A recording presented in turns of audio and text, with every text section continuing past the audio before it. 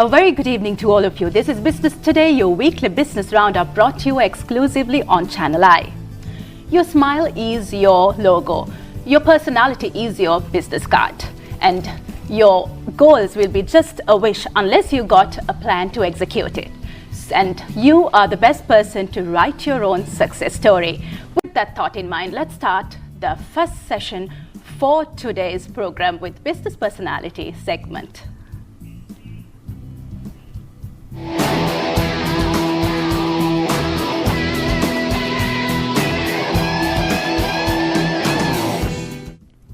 Yes, today we hope to meet an individual who has inspired many individuals in the field of business. He is a dynamic business personality who has achieved great heights at a very young age. So before we get into the discussion, let's see who this business personality is.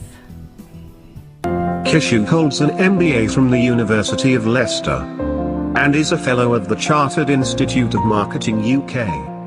Before joining Chevron, he worked for Coca-Cola for 11 years, holding a variety of key management positions, and has had foreign training and regular country assignment exposure. He was instrumental in introducing the pre-selling concept in SL under the direction of Coca-Cola principals. Kishu is the CEO Managing Director of Chevron Lubricants Lanka plc, a leading blue chip in the country with 49% public shareholding, and Managing Director of Chevron Ceylon Limited, a fully owned Chevron company. Under Kishu's leadership, the company made successful market entry into Bangladesh and overlooks Chevron Lubricants operations in the Maldives as well.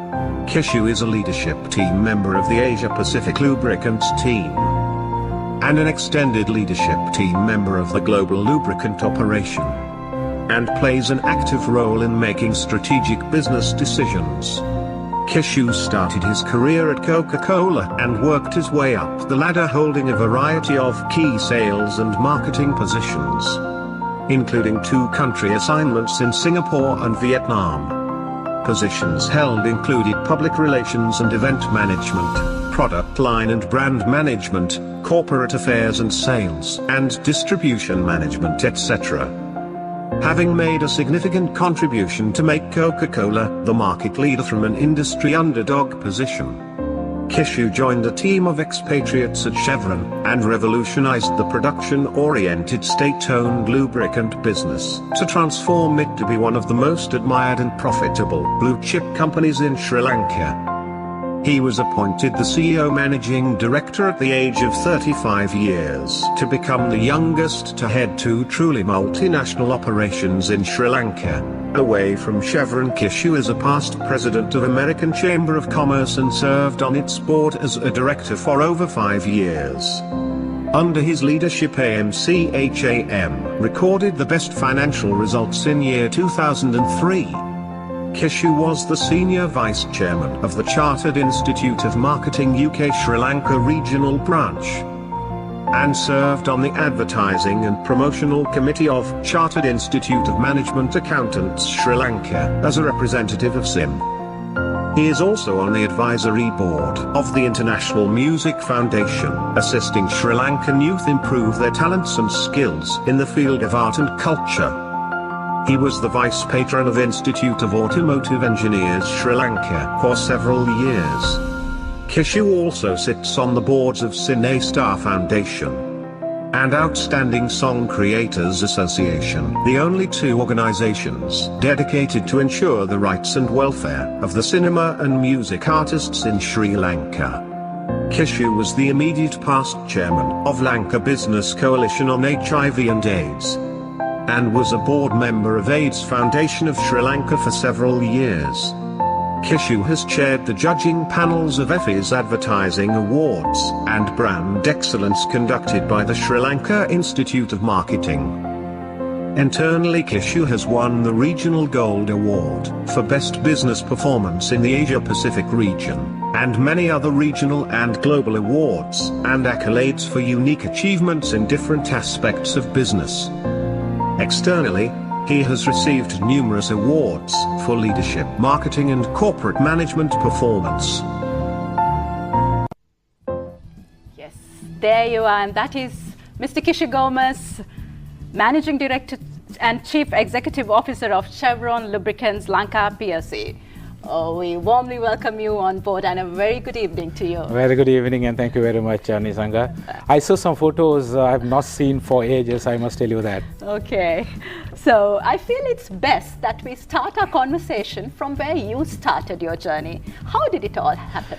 Yeah, I mean, from my childhood itself, Nisanga, I had the taste of, winning, and I started enjoying the feeling of winning. And once that feeling get into you, you develop a kind of a psyche where you can't be without winning, without that feeling. So I wanted to get into a job where I can keep, doing the same thing. So I just looked at myself and asked myself, who am I? What do I have? With what I have, what can I do to be able to achieve the level of success I want to achieve?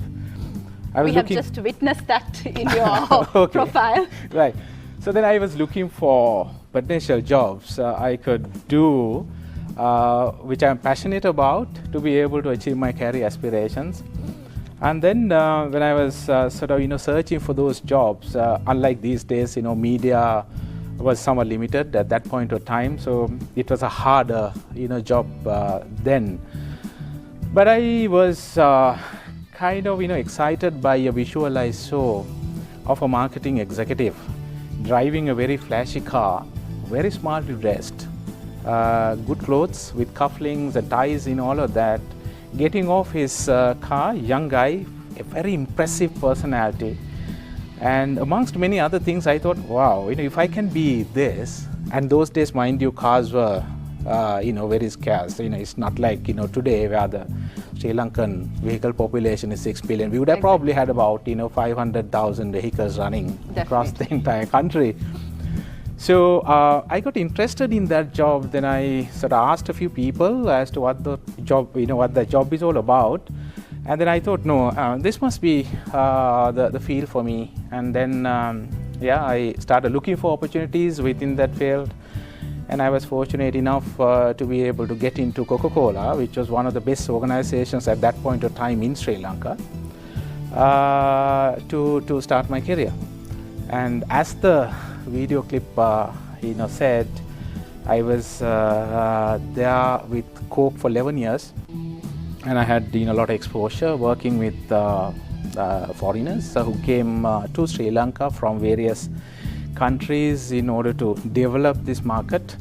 And I joined Coca-Cola at a time when Coke had only 35% market share, and over the 11 years our team managed to bring the market share up to 64%.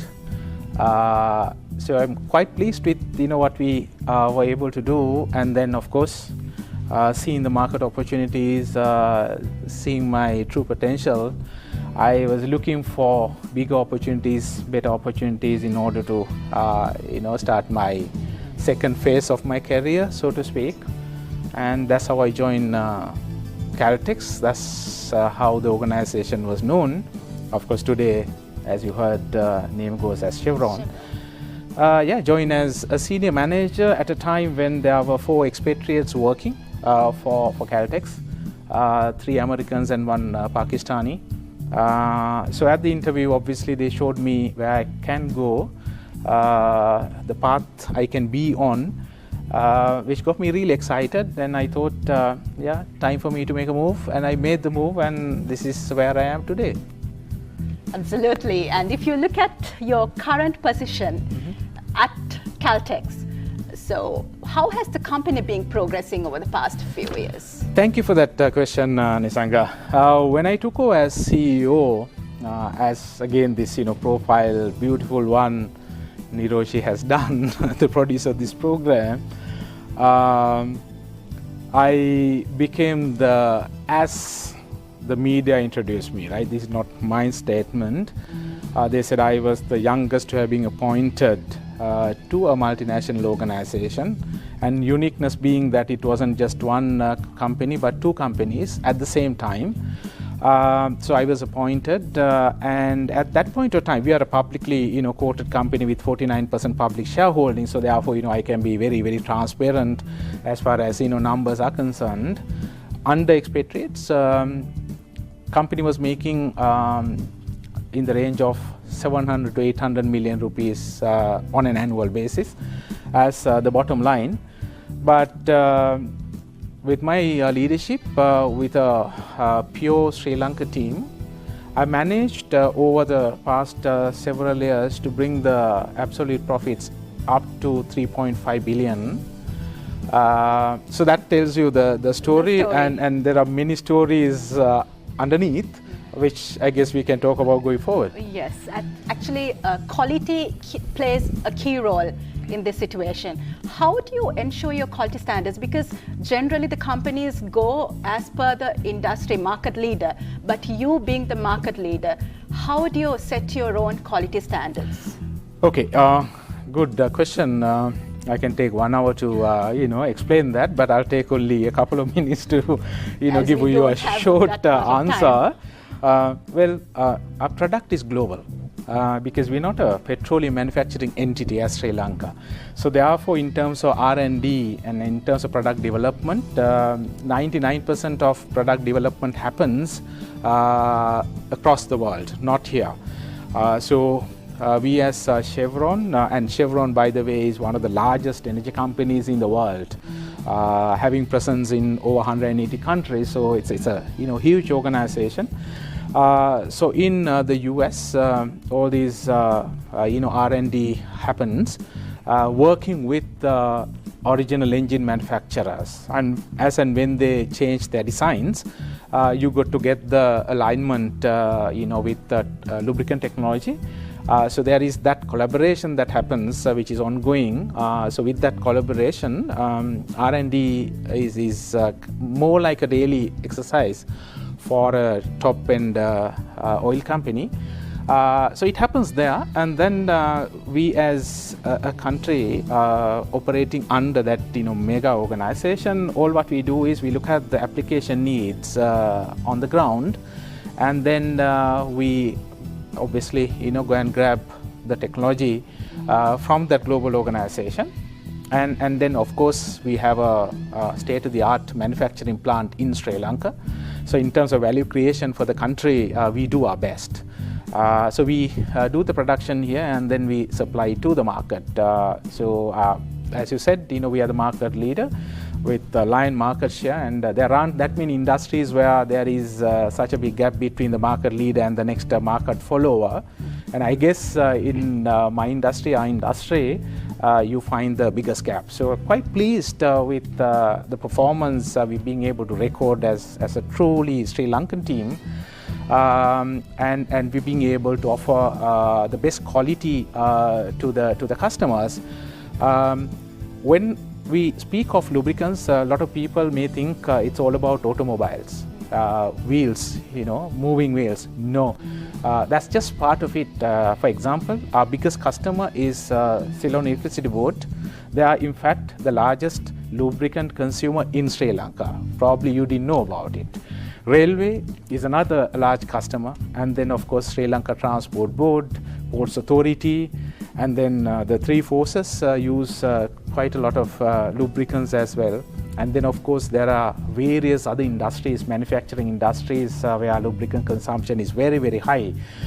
So we have the quality to be able to meet the requirements of all these segments I told you about. Okay, from quality, let's move on to safety, as your company is internationally recognized for your safety standards. And it is very interesting to see that no employee or a contractor has been away from work due to workplace injury for the last 15 years. And that is a significant milestone to achieve for a petroleum-based manufacturing company. How do you ensure these safety standards? Thank you for asking that, not to help me, to help the nation. For Chevron globally and for Chevron locally, safety is number one. You can achieve all the other KPIs in terms of profitability, absolute profits, and market share, you name it, everything else. But if you have not been able to create that safe environment for the people, you tell me which company can be happy about its own performance. Because if you injure people to make money, then I guess you're being extremely socially irresponsible. So we are being able to create a new trend in Sri Lanka, and with that trend we be also able to create a new record in Sri Lanka by completing 15 long years without a single day away from work, covering, as you said, the full-time employees, contractors, all of them. We have large partners like Haley's, Phoenix, Sedavatta Mills, the drum manufacturer, and so many other service providers who are operating within our premises. Covering everyone, we being able to achieve this significant feat. And I know for sure that it's a record, but rather than being feeling proud about what we're being able to achieve, what I'm proud about is the trend that we have been able to bring into the Sri Lankan culture, and if other companies emulate us on that achievement, on that aspect of business management, I think I can then be really happy. Right. So, since you're a prominent business personality, I will ask you this question. Okay. There are many individuals who aspire to climb up the ladder in corporate sector, but yet they fail. Why is it? What is the gap they need to bridge? Can you give some advice? Okay, individuals fail, in fact, due to two reasons. One can be the organization factors. The other is obviously the individual factors. We see some Sri Lankan companies actually not doing what the employees really need for the employees to be able to perform in the right manner. And without creating the right environment for the people to be able to use their knowledge, skills, and everything else needed in order to create value for the organization, they point the finger at the employees and say, you haven't performed. So we see that happening in our environment, which is very, very sad, and it's something the Sri Lankan business leaders need to change, and we have made a change. I have made a change, and there are other people who are being able to create that change for Sri Lankans. The other is employees themselves, the people, the members who are in the workforce. Good old days, people were really committed, and when they joined an organization, they wanted to really make a career, giving their best out to the organization, ensuring the organization's success, and of course, getting the benefit out of that for individual progress. But now people do job hopping. The younger generation do not like to stick to one place for long enough for them to be able to learn enough and ensure career progression within that organization. So few elements, if I may talk about, one is the knowledge aspect of it. People get knowledge for the sake of getting knowledge, and after getting the knowledge, they find that, okay, the knowledge they have gotten is not really marketable. So a lot of people make that mistake. So it has to be knowledge that is demanded by the market, and if you get such knowledge, then obviously you can use that knowledge to create value. So second aspect is skills. Most of the Sri Lankans, most of them have the knowledge. If it is not 100%, at least 90% of the knowledge required, most of them have, but they lack application skills. They do not know how to translate the knowledge into real value. So that's where we are lacking as a nation, and that's what we need to concentrate on. So few things to mention under skills. When you go to the internet, you type the word skills, you can get a list which will have 200 different skills. But as a nation, I believe we are lacking in two things. One, the creativity. If we are not creative enough, we as a nation will not be able to create value for the country, because human beings today use their heart more than their mind when they go to purchase something. So you got to be augmenting your product. You cannot sell generic products anymore. They have to be branded. Value has to be sold. So therefore there has to be an emotional feeling brought into the product. So for which, as a nation, we need to build our creative capacity, creative talent, which we do not have. Second thing is communication, but not in the way Sri Lankans describe that.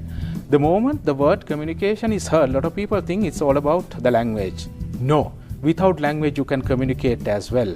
It's your ability to be able to sell your story to somebody. It's your ability to present something to your target audience. It's your ability to influence somebody's judgment. And it's your ability to captivate an audience, to be able to get somebody's attention, create an interest. And finally, through that whole process, being able to get the decision in favor of you. So we as a nation lack that skill completely. And then I can go on and on talking about many other things, but I guess those two things are so fundamental for Sri Lanka to succeed. For Sri Lanka to succeed as a nation, obviously, people in the workforce, we have 8 million people in the workforce, they need to obviously understand the importance of these two aspects I talked about, and getting into them, practice it, and be that. Then we can drive the country's economic growth in the direction we want, Nisanga. All right. So my final question to you is, what is your winning formula? Well, winning formula to me is this. Anyone who wants to win needs to first understand the challenge. What is the challenge you're confronted with? Because if you do not understand the challenge in the right context, you will not know how to play the game. So understanding the challenge.